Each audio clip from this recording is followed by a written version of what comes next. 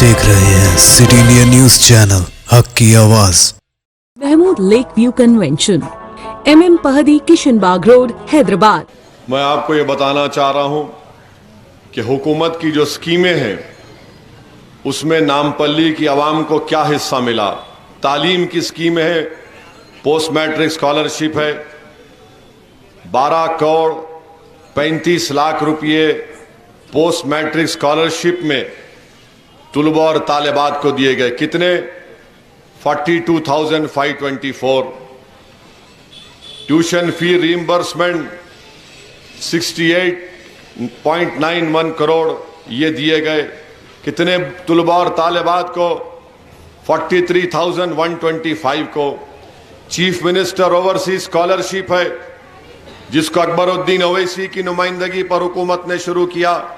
नामपल्ली के जो बच्चे लंदन, अमेरिका, ऑस्ट्रेलिया में 2 साल की मास्टर्स की डिग्री कर रहे हैं, 140 बच्चे इस स्कीम का फायदा उठा रहे हैं और उनको जो फीस की रकम दी गई लंदन अमेरिका की यूनिवर्सिटी में 21 करोड़ 29 लाख रुपये। आप सोचिए, गरीबों के बच्चे ओवरसीज में जाकर बाहर पढ़ रहे हैं। शादी मुबारक का जो चेक नामपल्ली में दिया गया हमारी बेटियों की शादी के लिए 8,121 और जुमला रकम जो उनको दी गई 71.30 करोड़। और फिर टेमरिस का जो स्कूल मैंने आपसे कहा कि 2 लड़कियों के लिए, 2 बच्चों के लिए, उसमें 1502 बच्चे अब तक पढ़ के निकल गए सिर्फ नामपल्ली हल्के के। और कितना उस पर खर्चा आया? करीब 28 करोड़ रुपये उस पर खर्चा किए गए। फिर 1 लाख की जो रकम दी गई 321 लोगों को, उसकी कुल रकम थी 3 करोड़ 21 लाख रुपये। इमाम मौजन को माहाना ऑनरेरियम मिलता है। नामपल्ली के मसाजिद के इमाम मौजन को 106 हैं ऐसे जिनको 5,30,000 रुपये माहाना दिए जाते हैं। अब तक जो रकम उनको दी गई करीब 3 करोड़ 60 लाख रुपये। आसरा पेंशन है, नामपल्ली की आवाम में मजलिस की नुमाइंदगी पर 9,255 लोगों को आसरा पेंशन मिलता है। माहाना उनके अकाउंट में 2 करोड़ 5 लाख जाते हैं। अब तक उनको 215 करोड़ रुपए दिए गए। तो ये तमाम जो स्कीमें हैं, 8 स्कीमों में मजलिस की नुमाइंदगी पर नामपल्ली के 1,05,000 लोगों को फायदा हुआ। और कितने पैसे उसमें खर्चा किए गए? 423 करोड़ 75 लाख रुपए। ये मजलिस की तरफ से हुआ है हल्का असेंबली नामपल्ली में। इसमें वो नहीं है सीमेंट रोड, कच्ची मोरी, वो नहीं है। ये सिर्फ गवर्नमेंट की स्कीमें हैं। आप देखिए, नीलोफर अस्पताल को करोड़ रुपये लगाकर बनाया गया। नामपल्ली का एरिया हॉस्पिटल है, वहां पर करोड़ों रुपये लगाकर अच्छा किया गया। कैंसर हॉस्पिटल है, उसको अच्छा किया गया। ये तमाम काम मजलिस की तरफ से हुए हैं। मैं ये नहीं कह रहा हूं कि हमने पूरे काम कर दिए, मगर जो काम हुआ है वो आवाम के सामने खड़े होकर मैं कह रहा हूं।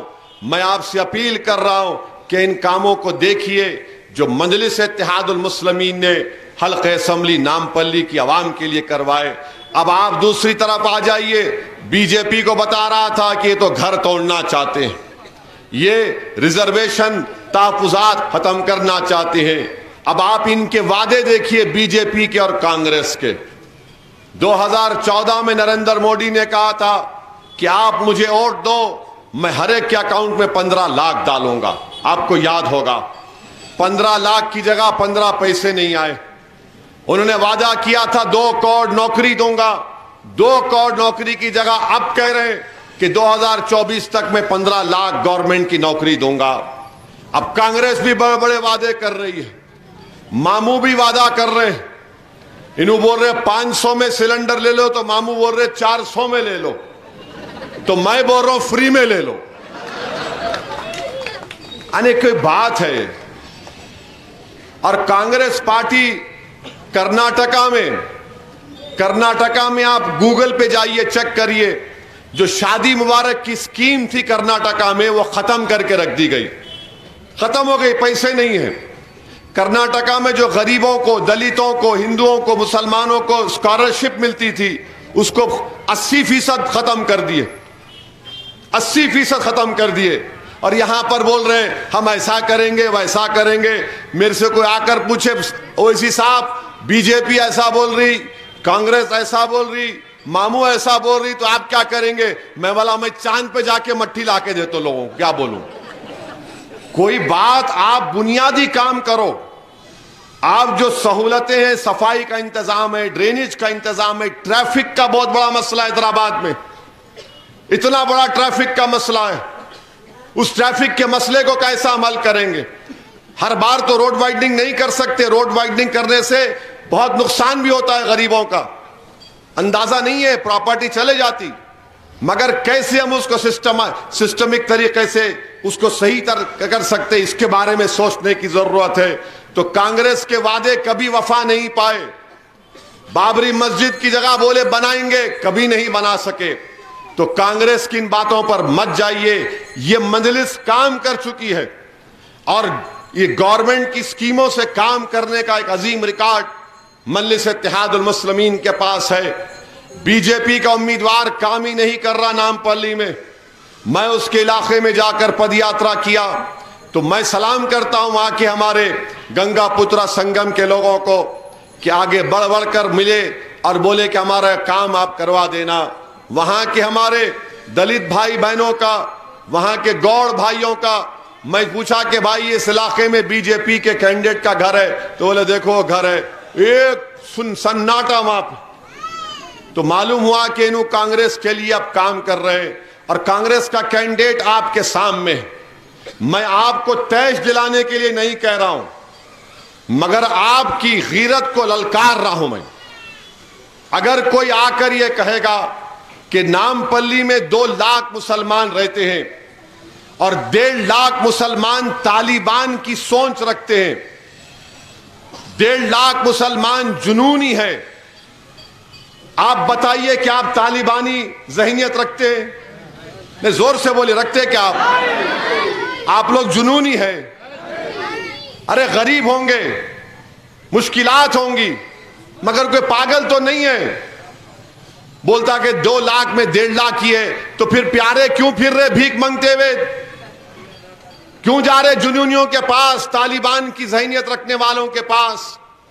तो जब आप 30 नवंबर को अपना वोट डालने जाएंगे, इस बात को याद रखिए। आप ये शख्स जिस पार्टी से आ रहा है वो पार्टी है और ये उम्मीदवार, ये आपके लिए, आपके बच्चों के मुस्तकबिल के लिए, शहर के अमन के लिए, शहर की भाईचारगी के लिए, शहर के हिंदू मुस्लिम इत्तेहाद को मजबूत करने के लिए ये लोग एक बहुत बड़ा खतरा बनेंगे।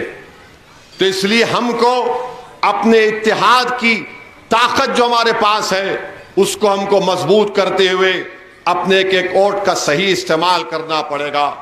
30 नवंबर के दिन आप लोग अपने घर से रवाना होइए, पतंग के निशान पर बटन। रिश्ते तो अल्लाह की रजा से होते हैं, वो रब जो सब पर मेहरबान है। और इन लम्हों को खूबसूरत बना रहे हैं महमूद लेक व्यू कन्वेंशन, जहां आपके तमाम यादगार लम्हों की तकमील होती है। शादी, वलीमा, engagement party, birthday party, kitty party, anniversary parties, हकीका जैसे फंक्शंस के लिए महमूद लेक व्यू कन्वेंशन से जुड़े। जदीद और फुली एयर कंडीशन 200 से 800 मेंबर के लिए वासी इंतजाम। खूबसूरत लेक व्यू का नजारा लें महमूद लेक व्यू कन्वेंशन से। मयारी और खूबसूरत इंटीरियर और एक्सटीरियर, वासी parking, separate lift for ladies and gents. Mahmood lake view convention. Booking खुली है, हमसे राब्ता करें। MM Pahadi, Kishan Bagh road, Hyderabad.